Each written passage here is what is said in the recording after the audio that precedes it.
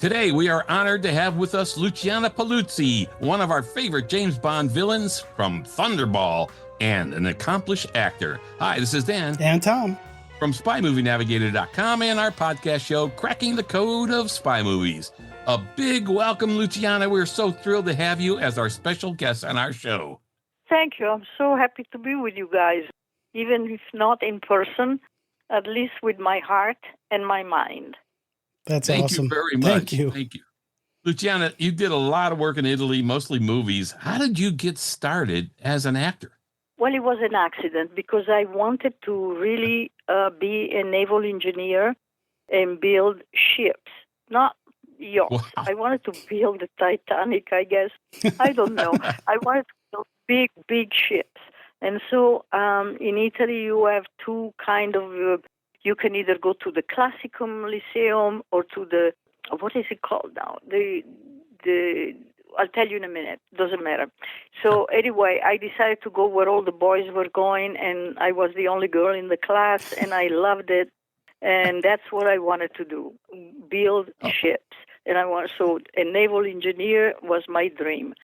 It just so happened that one night I'm out for dinner. I was 14. I'm out for dinner with my dad and my mom and a group of their friends. And one of their friends was a very well-known production manager, assistant director for every movie that came to Italy from abroad. Because he spoke several languages, he knew what he was doing. He was very well-known in the industry. And he was telling a story at the table, and he was saying, Jean Negulesco, who was in town making 3 coins in the fountain, said, he's driving me crazy because for this little tiny role where this girl has to say 2 lines, he said he has seen 30 girls or 40, he doesn't like anybody. And at that moment, his eyes laid on me, and he said, why don't you try? Why don't you come up and try? And maybe because he was a friend of the family and my father didn't mind and he thought it was all a joke because my father was a colonel in the army and he was kind of a strict person. He thought that I should really be a teacher, something very serious.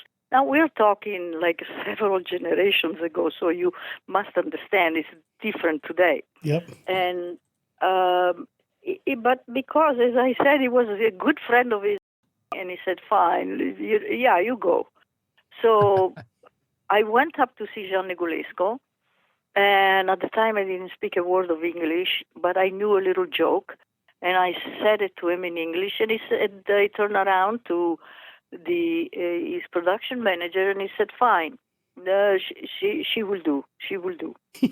So all of a sudden, my mom and I are taken to the north of Italy, Bolzano, near Bolzano, where we shot the scene that actually was supposed to be near Rome, in the Castelli Romani, which is the outskirts of Rome.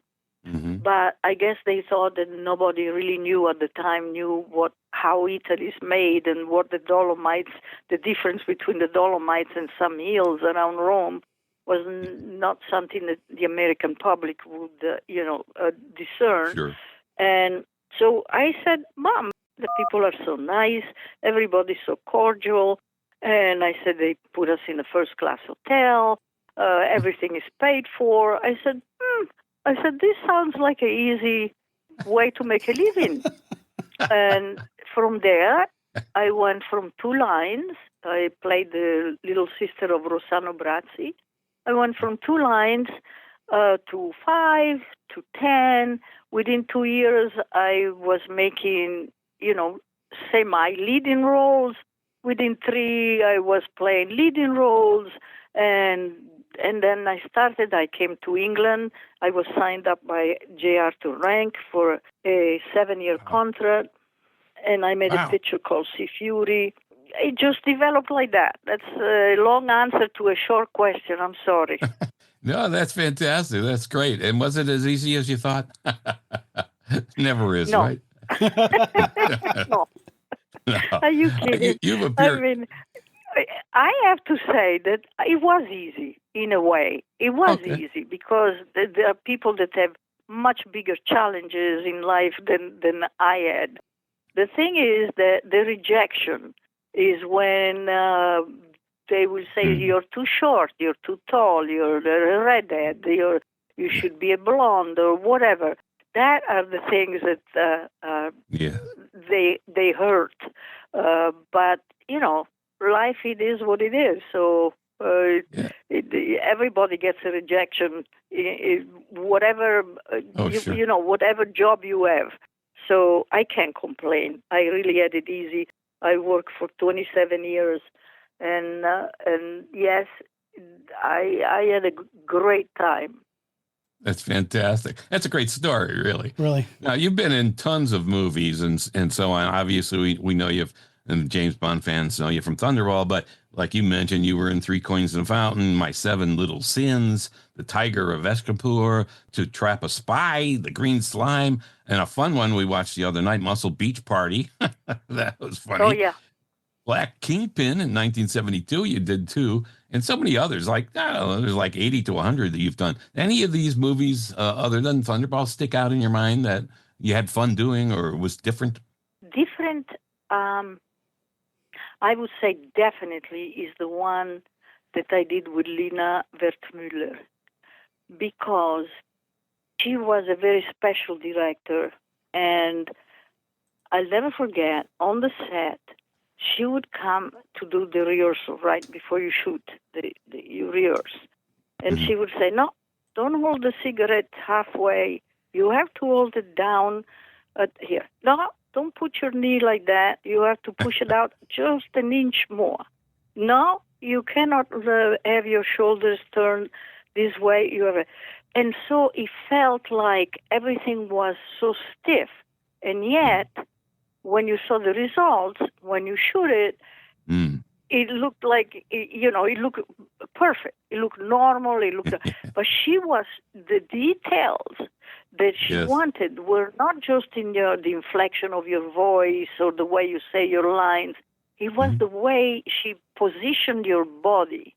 It was like it had to be so exact. But I loved her to pieces. I learned a lot from her, and we have been friends ever since until she died. She came to Los Angeles to get her Oscar, and we just hug. And whenever I went to Rome, I would go and visit. We would have dinner together. So a friendship that lasted many, many, many years. Yeah. And what was the name of that movie for our That was listeners? Let's Talk About Men, wasn't it? It was, yes, exactly. Oh, yeah. That's good. That's a good one. Yeah. Very All good. right. That's fantastic. Yeah, now I have one question. Just as an aside, Tom and I are both Italian here. All my grandparents came from Italy, Arnara, Italy, south of Rome. Yeah. So and we've been there a bunch of times. You mentioned Balzano. Tom and I have both been to Balzano. Yeah, my family's from the Dolomites. So Tom is Pizzato and I'm Silvestri. Hey. There you go. Oh, you're right. These are the two very Italian names. Yes. By the way, mine was Paluzzi. It wasn't Paluzzi. It was Paluzzi. Yeah, I saw that. I was going to ask you about that. You changed the spelling. Yeah. But they decided in England, actually, they decided to take the O out because they said it was too complicated to pronounce. Yes. And I really wasn't crazy about Paluzzi. I like Paoluzzi better, but it is what it is, when you're so young, you don't have much to say. Wow. Yeah, it's like the first name Paolo, right? Right? Yeah. Yeah, exactly. Yeah. Right, yeah. So now I have a question about some of these early movies, because you spoke Italian. You said you barely spoke English when you started this, but now you speak English wonderfully. Yes. Thank you. But My Seven Little Sins was a French movie. So were you dubbed in that? Well, I don't remember that, but I speak French as well. Okay. I speak Italian is my first language. French, English is now my second. French is my third only because I used to speak it perfectly. Now I'm a little out of practice because I don't know who to speak with, except once in a while I will speak with my son who went to school in the south of France, and so his French is impeccable. He sounds like he was born there. So once in a while, we'll just engage in a conversation in French, so I don't forget, the verbs and all of Sure. that. But You have to and practice, yeah. Spanish is my forte. Wow. Wow. Wow. It's impressive. Yeah, well, if you're going to go into naval engineering, you've got to have a brain, and you obviously have one. So that's great. So now I have a question. I'm just not another pretty redhead. Is that it? Yeah. That's funny. So now I've got a question. Before Thunderball, you played opposite one of our favorite actors, whoever played Felix Leiter in the James Bond series, David Hedison, in the TV show Five Fingers. And so your role as Simone Gannett was your largest TV role. Did you prefer doing TV or movies, or is there a difference to you? None. None. Okay. Okay. The only thing was the pace. On television, the pace is faster because they have to grind out, an entire 60 minutes episode practically in a week. So, and that never bothered me. It was just fine. As a matter of fact, it's a great teaching lesson in how to to do your things faster than you do in a movie. But I didn't mind. It was work. It was fine. I didn't mind. And by the way, David, he was like my brother, and we again stayed friends until the day he died. We saw each other with his wife, and we had Christmas parties together. We saw each other a lot. He was like my brother, one of the nicest human beings ever. That's great to hear. Yeah, that is great to hear. It's nice when somebody you really respect on the screen turns out to be a good person too, just like you. Yeah, right. I would say I was very lucky that way.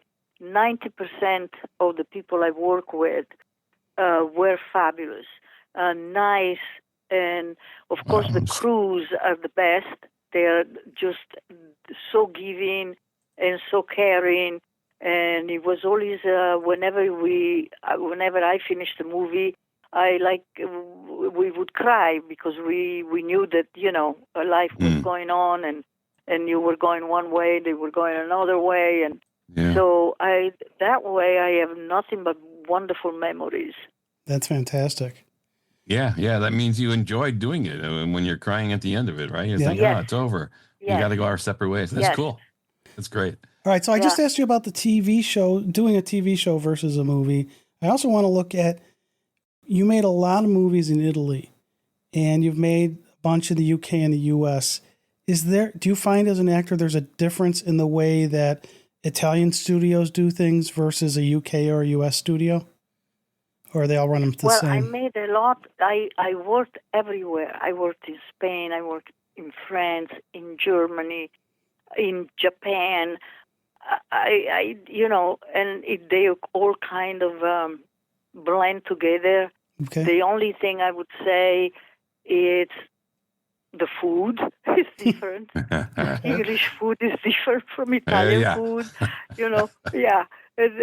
but more or less, it's the same thing. There is really no difference. As I said, the people that are in the film industry are they are their own. It's a kind of a club of its own, and they're all very giving, as I was saying.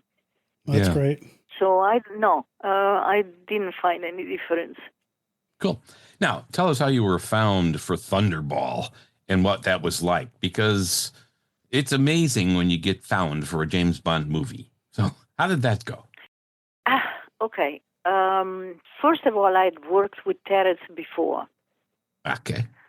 So he knew who I was. Mm-hmm. Then I was asked to go and do a test in Pinewood. And when I arrived for the role of Domino, the leading lady, not the villain. Yes. And when I arrived there, I arrived in London, I went to the set. There were like, I don't know, maybe there were 40 girls. It felt like there were 400. I said, oh my God, there is so much competition. And I did the test. I went back to Rome. And I never heard the word. And a month goes by, 2 months go by. Finally, one day I get a call, and it's Cubby Broccoli and Harry Saltzman, both on the line. Mm-hmm. And they say, "Hi, Luciana, we have good news and we have bad news." So I said, "I like to hear the bad news first, always, because I always want to end up with the, with the positive Me thing." too. I'm like that too. So I said, "What are the bad news?" And they said, "Well, you didn't get the role of Domino. I'm sorry." So my heart sank. Mm-hmm. Oh, I said, "How can there be any good news after this?" I never dreamt, I thought.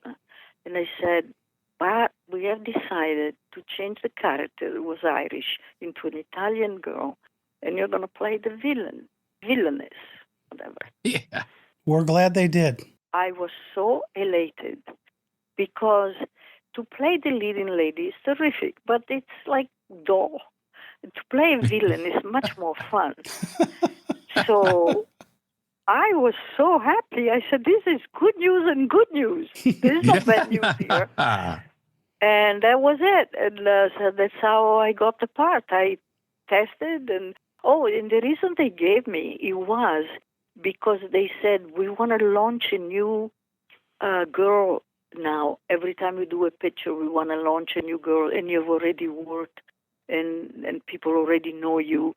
So that is the reason." I said, "I'm so happy." I said, "Whatever reason, I'm delighted." So that's how I got the role. That's fantastic. That's fantastic. Yeah. We're glad you did. Yes, You were absolutely. absolutely awesome. Thank you. Now, you mentioned Terrence Young a second ago. He was the director here. He also directed you in your first movie with him, I believe, was No Time to Die, which is now called Tank Force here in the U.S.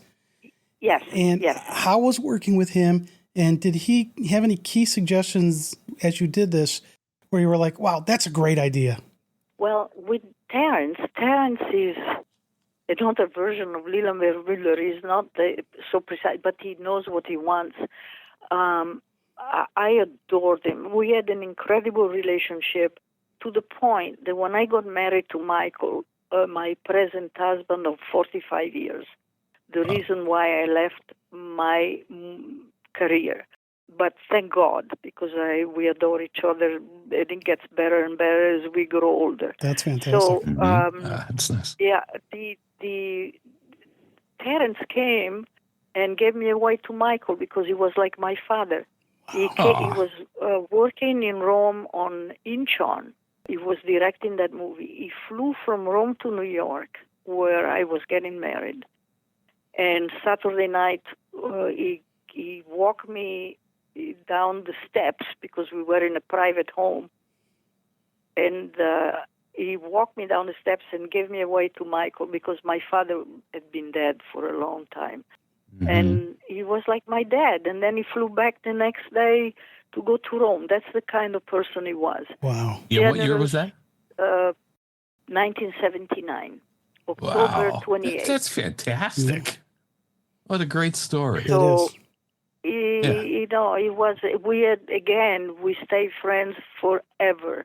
When he moved to the south of France, and my husband, because of his work, I don't know if you know anything about my husband, Michael J. Solomon, but he was, at the end, he was the president of Warner Brothers, the international, for all the television of Warner Brothers. So we used to go to MIP and MIPCOM in Cannes, and Terrence retired there, so we used to see him. Yeah. And his girlfriend, I knew his wife, and then Sabine became his girlfriend in the last few years. So we used to be together a lot. I adore Terrence. Terrence was James Bond. He's the one that told Sean every little detail, what to do, how to say it. He was James Bond himself. Yeah. He really created the on-screen image for Bond, that's for sure. Yes, and all the little nuances and all the little, the sparkle in the eye, the little lines that were funny. That was all Terrence. Wow. Wow. That's great to hear. So he was kind of hands-on director, but he also let you run with your stuff too, as well, right? He let you do your own Yes, thing, and yeah, oh, yes, well, that's yes, good. yes, So yes, great yes, director. both. Absolutely. Yeah. Are there other directors that you worked with that meant a lot to you as well? I mean, Terrence, obviously, it's hard to beat that Terrence No, Young story. except for Terence and for Lena. The only other one that comes to mind, because it was incredible, is when I did the green slime that was originally called Battle Beyond the Stars. That was the name they gave it. And then all of a sudden it became the green slime. And Oh, yeah, we the were green working slime. in Japan, and the Japanese director, Kinji Fujisaki, I think was his name, yes, didn't speak a word of English. So everything I said was translated into Japanese. Everything he said was translated into English. It was like, that was an experience, because the whole crew was Japanese, and we could hardly communicate with each other.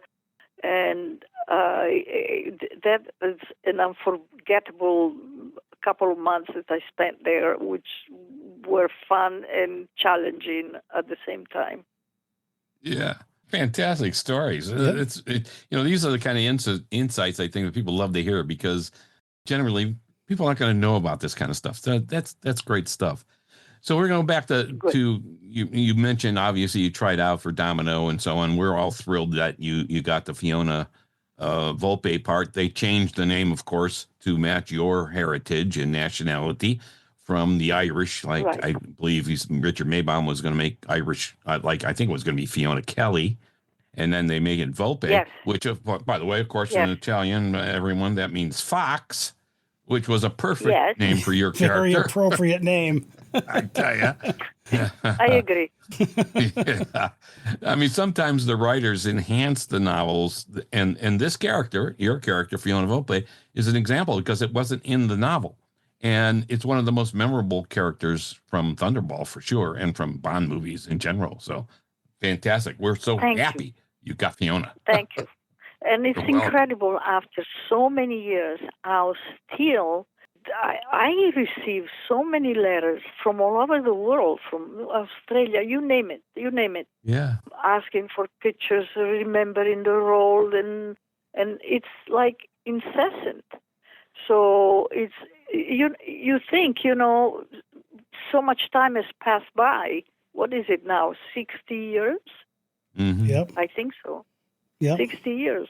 Yeah. You would think, that it fades. Even the younger generation, because they show them on TV, whatever. It's like the Bond is forever series of films that has made an impact on people. And just recently, well, in May, the 007 fan club in England decided to give me an award, a Lifetime Achievement Award. Very nice. Yeah. Fortunately, I had to accept it on a wheelchair, because on my way there, on the plane, I fainted in the bathroom. I don't know what happened. I never faint. I didn't feel well. It was the middle of the night. It had been a long trip. We missed the connection in New York. It was just a disaster. I've been up for hours. I guess I was tired. I don't know what it was.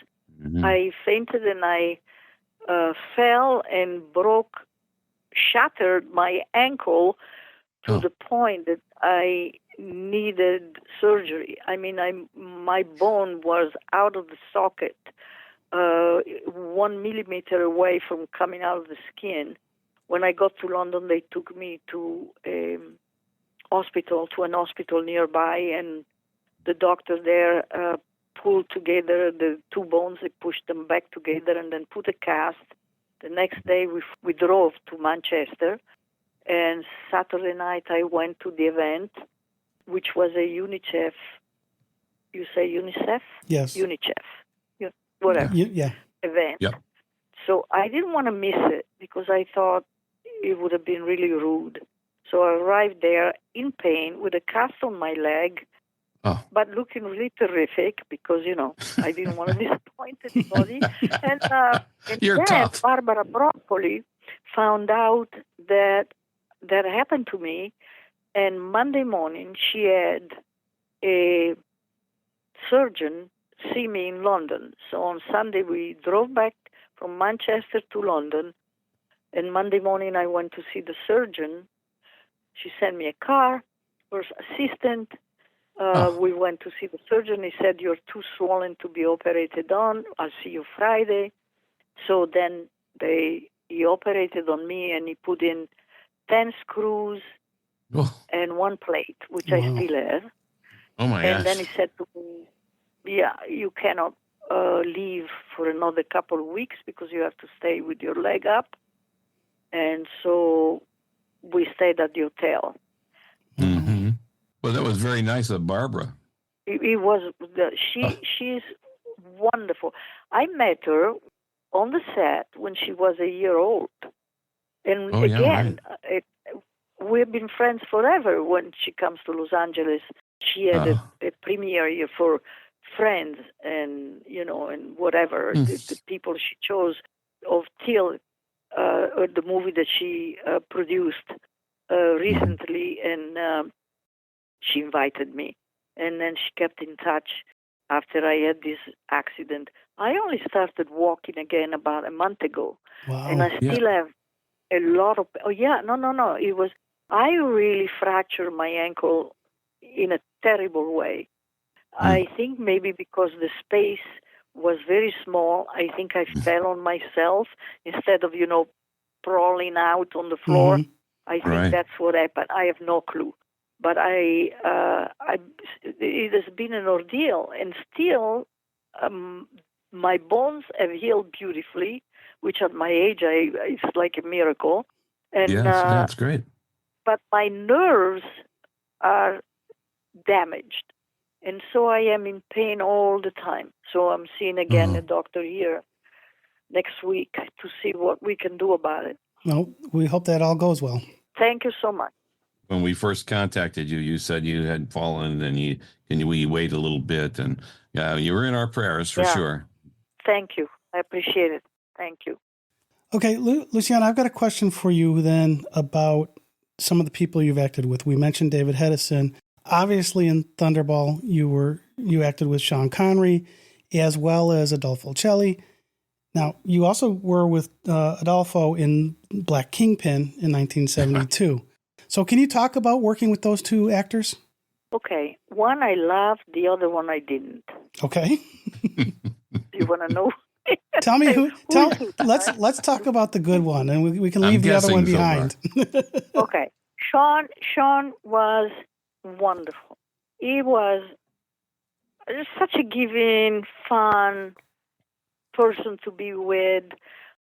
Wow. I know that his reputation later on, people said, oh, he was, nasty to women. And I didn't find that at all. Not at least while we were doing Thunderball. And again, we stayed friends after. When I was married to Michael, I remember going to his apartment in New York, in his brownstone with Micheline. And I have pictures of that day. And he, with me, he was always such a gentleman and so nice. I loved him. Adolfo Celli is a skin thing. You cannot like everybody. And I have a couple of actors in my life that I didn't care for. And unfortunately, because I hate to say, because Adolfo is dead, so it's not nice, to say something. But let's just say that I didn't care for him. Well, that happens. That happens. Yeah, that happens. You hear that a lot with different people, that they get along with one but not another, or they do a couple of little things that you think kind of off-putting. Okay. Yeah. But so you were in two movies with Adolfo. Oh wow. Okay. Yeah, and I felt the same in both movies. Okay. There you go. You're consistent. That's good.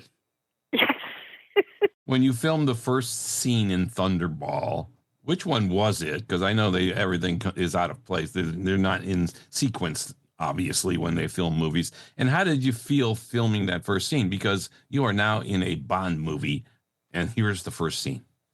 If I only would remember which one was the first scene, I could answer this properly. But I do not remember. Okay. I do not remember. Now you're giving me something that I'm going to be thinking about. What was the first scene?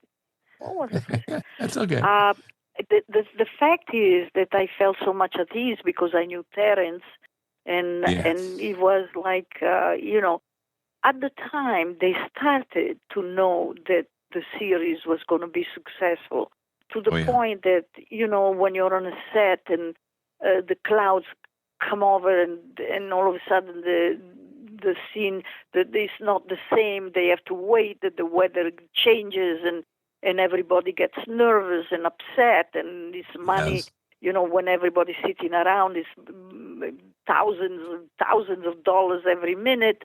But on Thunderball, it was not like that, because they knew that they were going to make money with it, that it was going to be a success. But I think it was the first of it actually was the fourth movie, right? But they started to feel that the success was inevitable, and it was there. So it was all very pleasant. And aside from that, when you're an actor, every new film is a new experience, but there is no difference. I didn't realize that this was going to be what. If I knew that, I would have kept every piece of wardrobe that I put on. Yes. I would have kept a lot of things from the movie that today we could give to Sotheby, and I had no clue. Okay, but you weren't particularly nervous with Thunderball because you felt that the atmosphere was pleasant and good. Not. No, it was not. Okay. Now you had a few great scenes with Paul Stacino, who played both Francois Derval and Angelo Palazzi. Yeah. He was credited for Palazzi in the credits, but he had appeared in several of the Saint episodes, also with Roger Moore, by the way. And the chemistry between you two in the hotel room in the beginning, for instance, was absolutely stunning. And you were mentioning facial expressions and eyes and all the little things you do. And in that scene, you were absolutely spectacular. You were definitely in control. You communicated that to everybody. So tell us about that scene, if you can, because that's one of my favorites. I think you're analyzing this to obsession. I mean, yes, thank you. That's what we do. That's what you guys do. Okay. It's difficult to find an answer because it was just a brief scene. Mm-hmm. I never saw him again. It was like, I did a good job, I guess, because you really were impressed with it. But it was all natural to me. And I thought that the way Terence, opened the sequence with me with all my hair hanging from the bed was a terrific way to do it. But after that, it went very fast. I think we shot the whole thing in a day. Wow. Yeah, that's amazing, actually. Because it's actually a perfect scene. And you're right. We do analyze stuff to the crazy point. But that's what we do because we love this kind of stuff. You're like two surgeons. Yeah. And to that point, the scene with the bathtub, right after you get out of, that whole thing where he hands you slippers is probably my favorite Bond moment. But because I just think it's such a funny way to answer your question. But what really gets me... That was Terence. That was Terence? That was Terence. Yeah. That was Terence's idea. It was not in the script. It was Terence's idea. He came up with it. That was fantastic. But what really got me is after you get out of the tub and you're in the room and James Bond gives you that, what I did this evening was for King and Country. You don't think it gave me any pleasure, do you? The darts your eyes threw, the way you looked at him, just make the hairs on the back of my neck stand up. You just gave him this, hey, buddy, we're not going there. Hey, no, I was quite offended, Yeah. actually. Well, you Right. played it like that. It was great. Yeah. Thank you. That's another one of those perfect moments where, you know, your character, a lot of Bond movies, the tough villains always fall to James Bond's charms and so on. And you never did in this movie. You were against them to the end. You were going to stay tough to your mission. And that's what we loved. And you communicated all of that with everything you did, which was great. The whole with Emilio Largo at Palmyra, all of the James Bond hitchhiking, that whole thing with the car. I mean, all of that stuff was so perfectly done. And because you were picked for the villain, that was brilliant. Actually, as you said, that was Thank a you, guys. win-win. Can you call me every day? We'd love to. Sure. So now I have another thing that I have to ask you here because it's based on a scene. And my understanding is you got a whole day of training. Like that's it on riding a motorcycle. Have you ridden a motorcycle since Thunderball? No, not only that. This is not true. The real story goes that I got on the set like at 6:30, 7 o'clock in the morning. I got maybe an hour lesson on the It was an motorcycle. hour. And then they said, okay, let's shoot. And I got on the motorcycle, and by accident, I it's all in the hands. Instead of braking, I accelerated, and I see this wall coming at me. Oh, So I jeez. decided to take it sideways. And of course, when I hit the wall sideways, Oh, the motorcycle stopped. I fell down with the motorcycle. I ripped my leather outfit on the side, my Oh, my. underwear, but I didn't have a scratch on my skin. And Wow. I said, now everybody's going to run over here and, help me up. And Terrence is running toward me, screaming at me. And, Yeah. and I thought I would get, a lot of, in Italian we call them coccole. Coccole is affection and caring and say, oh, I'm Yeah. sorry, are you okay? No, he was screaming at me, look what you did to the motorcycle. He was so upset. Wow. He had the right to be, but at the same time, I said to him, Terrence, I said, don't you think I should have started to learn like a week ago, maybe have a lesson every day, instead of doing this in an hour? I've never been on a motorcycle before, and that's the memories I have Yeah. of that scene. It was Wow. he never allowed me on a motorcycle again, obviously. I could tell you though, that publicity shot of you on the motorcycle with your leather outfit and your hair it's so fantastic. It's so enticing. It's one of my favorite shots of you, and When I it's a take off great the helmet, Yes. yeah. Oh, right? it's just Yeah. When I push the stunning. motorcycle into the lake. Yep. Okay, Stunning, my husband says to this day that he fell in love with me. He was working for United Artists, and they had a private screening of this movie like a few years before we met. And he was married at the time. Mhm. And he said that he saw the movie, and he said, Mamma mia, that's the woman for me. When he saw that, when I took off the helmet.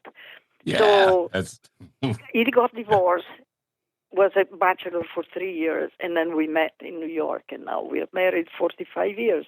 But he always tells the story that was his favorite. When I take off the helmet and I shave my look at that. red See? hair, he said, that's the woman for me. That's awesome. Yeah, well, that was a great moment in the movie. I tell you, Yeah. that's why I'm highlighting it now because, woo, that was great. Yeah. Now you're talking about your family here. So let's talk about when you were filming Thunderball. I think you had Christian with you in the Bahamas. How did that? Yes, how do you know that? Yeah. How did that go? And how did you balance that of making sure he was taken care of and you still got your job done in the setting like that? No, that wasn't a problem. My mom came Okay. and stayed with us, and he wasn't there through the whole thing. He was there for just a little bit. And he's the same age as Barbara Broccoli. But you know what is fun? That at the time I met Sean's son, Jason, who was barely born, and he was so cute. All of a sudden, a couple of years ago, I think, they were having a celebration of Thunderball in the Bahamas. It was, I don't know what anniversary of making Thunderball, and they reconstructed the nightclub scene, Yes. the ambiance on the beach in Paradise Island, at the Atlantis Hotel, I think it's called. Mm-hmm. So we were invited there, and my husband and I brought my grandchildren, Maria and Lorenzo. We all went, and I met again Jason and his wife Fiona, and he is such a nice, wonderful guy, and we formed a friendship. And he looks, if you get close, he looks exactly like his dad. He's not as powerful, and but his face, the you can see Sean in Jason's face. Wow. And so that was fun because, I hadn't seen him in 60 years or whatever. I hadn't seen him since he was a little baby. That's fun. Now, a lot of the times the Bond villains in the Bond movies, they end up dying. So when you saw the script for Thunderball where you die dancing at the Kiss Kiss Club, you mentioned the how they set up the club again for when you were there. How did you feel there? Were you thinking, oh, this is so much fun, I wish I could return in a later Bond movie? Or how did you feel when you saw that? A lot of people have different feelings. No, the script is a script. I didn't feel anything. It was fine. I mean, you die. But there is a famous scene. I love it. That's this great. famous series. Was it called Dallas? Mm-hmm. Where the leading man dies, and then this one of the things that my husband's company produced, Lori Martelle produced the Dallas, and all of a sudden I forgot the It was Who name. Killed JR was the whole theme of that. Yeah, JR, exactly. Yeah. And no, it wasn't JR. No? So he dies, and then all of a sudden the fans were all very upset. And so one day he just reappears. He's in the shower. And Oh, he walks out that of was the shower. Bobby, I think. That was Yes. Yeah. So I didn't expect that to happen, and and I thought it was a wonderful way to die when she's just dead on her feet. I thought it was a brilliant way to go out. Well, you've died in a few movies where you didn't see it coming, right? Yeah. You had that one. You had in The Tiger of Eshnapur, and even Il Commissario Veranzo, or Deadly Chase. Well, Tiger of Eshnapur was like a tiny little role. Who cares? I mean, well, but when you got into that case or the container where they're going to stick the swords into it, you had a pretty good look of apprehension on that when you did that. So you know something, you know more about my movies than I do. Well, we do our research. Really, we do. I guess so. You're really good at your job. Well, thank you. We do. Being in a James Bond movie sometimes is life-changing for people. When after Thunderball, did being in a James Bond movie change your life, Luciana? Yes. Two facets of this apply to this question. It was terrific for certain things because I got more publicity, more magazine covers, more than you would expect. That if I had to pay a publicity agent, it would have cost me millions of dollars, and it wouldn't have happened anyway unless you have a film like the Bond movie behind you. But it was like an incredible, how can I say, the whole experience that derived from making the Bond movie was so positive. Then there was a smaller side that was negative because let's say I was based in Italy. I was going everywhere, but basically I'm Italian, and I was based in Italy. All the very sophisticated directors of the time, from Antonioni to Fellini, they wouldn't have anything to do with a Bond girl. It was kind of an image they didn't want in their movies. I was friends with Fellini, and he told me, he said to me, Luciana, I wanted to give you this character, but he said the fact that you are a Bond girl doesn't go with what I make. So there was a negative side to it, because I probably, instead of doing action movies and just that kind of genre, I couldn't get into that close circle of intellectuals, directors that we had at the time. So that was the negative. But yeah, that's an interesting twist, because most people don't talk about that end of it. So wow, okay. My final question for you has nothing to do with the movie industry. I know you're a grandmother. You mentioned 2 grandkids. How many grandkids do you have, and what do you enjoy about being a grandmother? I have Michael has a son from his first marriage who has 3 children, so I consider them, as a matter of fact, we just spent Thanksgiving together in Connecticut with them. So I have 3 over there, and I have Maria and Lorenzo here in Los Angeles. So I have 5 altogether. That's fantastic. So you do get to see them. That's good. Yeah. Yes. Yeah, that's terrific. I do. Yeah. Yeah. Now, do you have them call you Nona? Yes. Yes, they all call me Nonna, even the American one. That's good. Nonna. I'm a kind of a hip Nonna, because, I run around a lot. I don't feel my age. If it wasn't for this stupid accident, I'm like, I speed down the road like if I'm 20. So I'm very vital still. So I'm a hip Nonna for them. That's awesome. Yeah. You have tremendous acting experience, and you persevered through it all, really. And do you have any advice for actors who are starting out in their careers now? And that'll be our last. Just be patient and persist. But I have to tell you, today it's easier than it was when I was an actress, because today there is so much television. Now, if you're an actor, in my opinion, you shouldn't really care if you're in the movies or television, as long as you're working, you're successful, you're doing what you love, because television has changed totally from 50 years ago. And, between Netflix and Paramount Plus and Hulu, and there are so many channels, and there are so many good series that are coming out. And you can see now that there are actors that jump from making a movie to doing a television series. So there is more work today than there was when I was working. There are more opportunities. And so you just have to be patient and, and keep at it. Yeah. A lot of these streaming services are producing great content now, too. So, yeah, there's opportunities probably beyond what you had. Yeah, definitely. Yes. Yeah.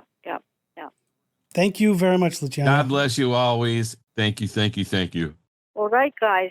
Thank you, Tom. Thank you, Dan. It was a pleasure. Sorry that you had to wait so long. It was absolutely worth the wait. Thank you so much. Be a chatty. We hope your ankle gets better. Yes. Thank you. It was a pleasure. Un bacio grande. Well, that's a wrap. We want to thank Luciana Paluzzi for joining us today and spending time with us. Thanks, Luciana. Thank you, guys. This has been Dan and Tom from SpyMovieNavigator.com on our show, Cracking the Code of Spy Movies. Subscribe to our show right now through your favorite podcast app. Thanks for spending time with us.